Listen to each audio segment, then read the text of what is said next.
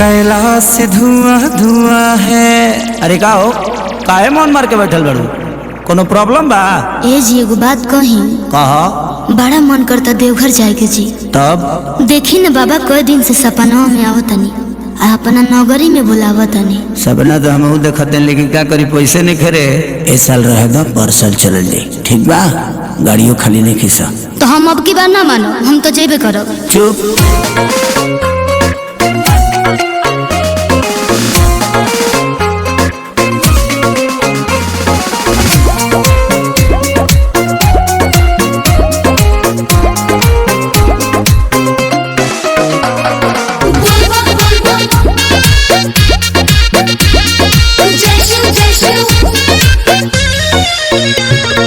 गाड़ी रिजर्व नहीं मिला जान, असो भारत छोड़ा जाने कर परेशान।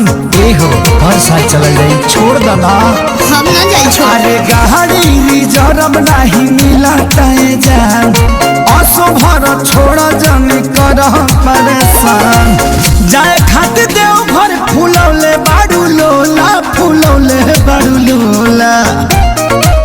हाँ तो सुनी ना, नहीं रसता में मांगब कोका कोला, ए राजा बुक कोके होला, चली ना बोलौले बड़े भोला, चली ना बोलौले बड़े भोला, चली ना बोलौले बड़े भोला।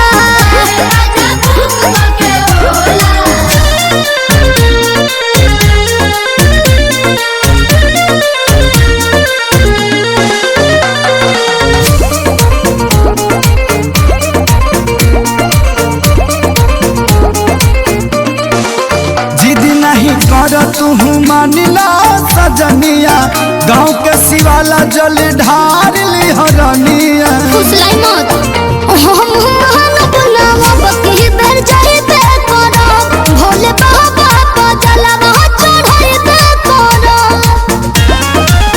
वही साल चली हो कि नाई शंखा पोला, कि नाई शंखा पोला। हाँ तो सुनी ना, नहीं रसता में मांगब कोका कोला,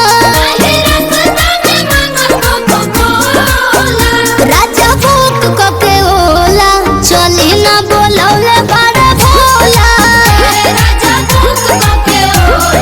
चली ना बोलौले बड़े भोला, चली ना बोलौले बड़े भोला।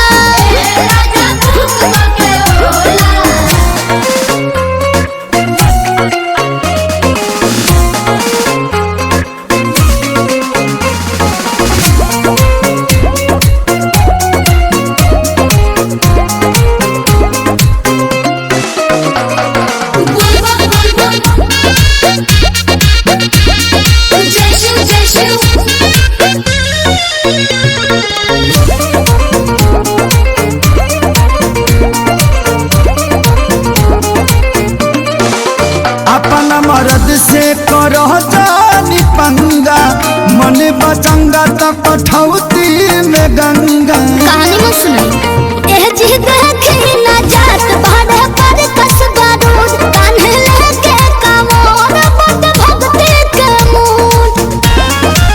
तोहर के चढ़ौले बा खेसरिया बकलोला, खेसरिया बकलोला। असर बिंदु जी तो जाते बाड़ो नहीं